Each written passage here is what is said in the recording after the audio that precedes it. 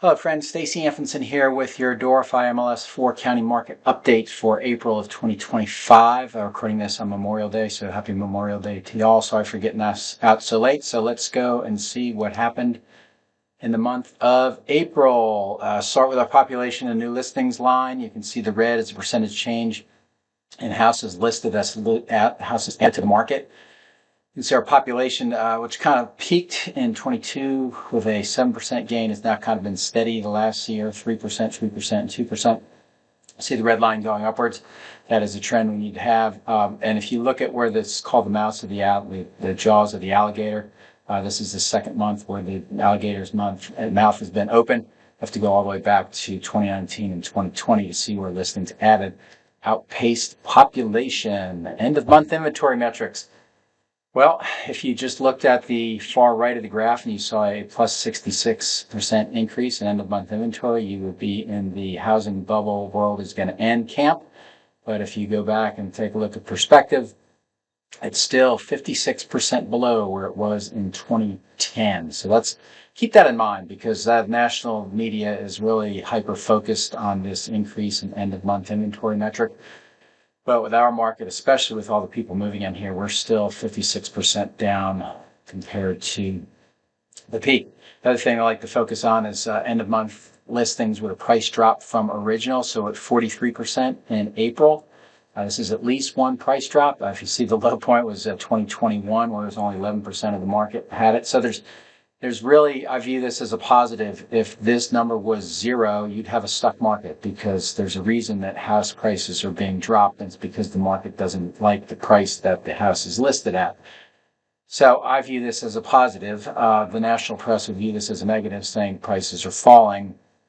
I like to look at it as the sellers and the listing agents haven't really correctly identified market conditions within their submarket, probably using comps that were in the peak of this year, January, February, and those prices historically are a little bit higher. So onward we go. April pending listings. This is really not a good graph to look at. The blue line is the national average for the 30-year fixed rate mortgage. The red is the number of pending listings. That's listings with a status change to pending during the month. The slightly bad news is that April pendings were only down 2% compared to where they were in April last year. The really bad news is they're down 25% from the peak. The reason I put the blue line in there is a slight correlation between movement in the national fixed rate mortgage and then pending listings. So if you see in 2020, the average rate started its trend downward. This was really the pre-COVID, and then you get to 2020, we've got COVID, and then you've got the craziness in 2021, which was 3%. And you can see this drop down to 3%, produced this big spike in pending listings. But as this blue line has gone up, what's happened to the red line? It has gone down. As this line has kind of stabled out between 6 and 7%, so has the pending listing metric.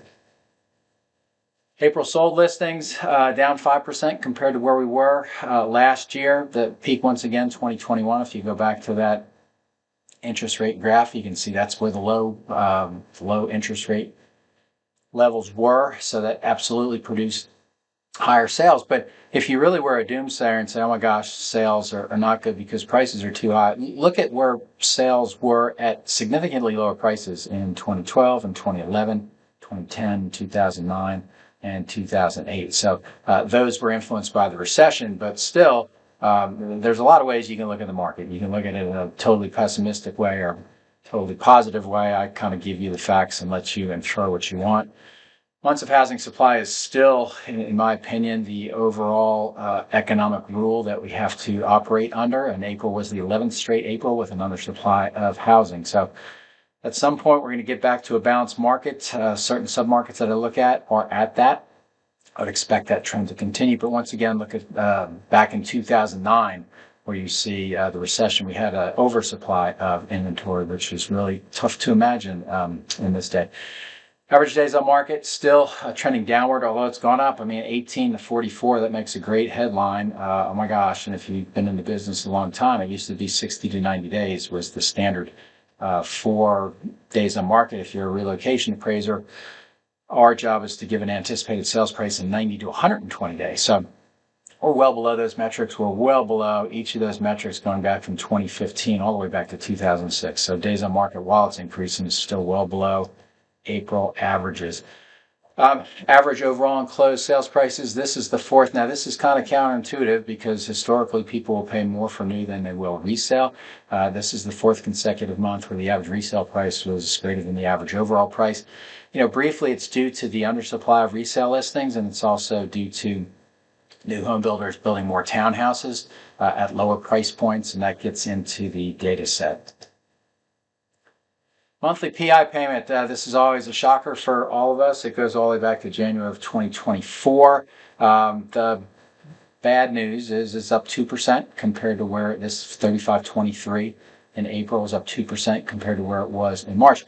But if you wanted to say house prices are actually coming down on a monthly PI statement, you have support for that. If you go back to the peak in May of last year, house prices in April, based upon that metric, are down 5%. So everything is based on a monthly payment these days, so it all depends on how you look at the market in terms of that. Once again, just to reinforce this sales to original list price ratio, the market looks at things in brackets of 10. This table this graph is consistent with pretty much 90% of all the submarkets that I look at.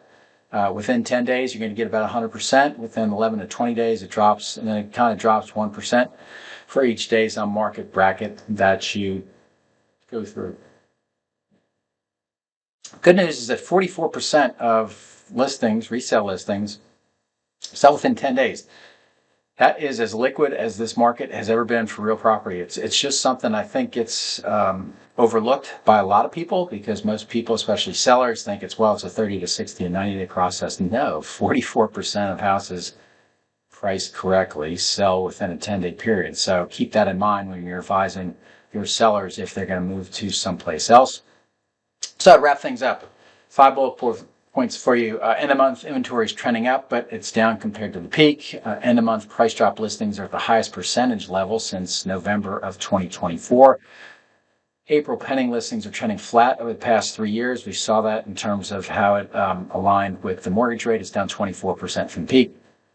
Number 4, while house price metrics are still increasing, monthly PI is down 5% since the peak in May of 2024. It's up 2% compared to March.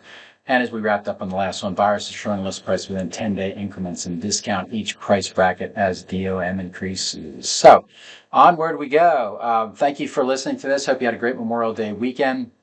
If you like this video, click on the click on the like button. There's my contact information. If you want to subscribe to this, click on the subscribe to the TARR Report YouTube channel. And to wrap things up, again, these are the services that I provide: appraisals, mortgage, relocation, attorneys, sellers, buyers, TARR Report, and consulting. All those things I've got capacity for. So thanks for listening, and we will check you out next month.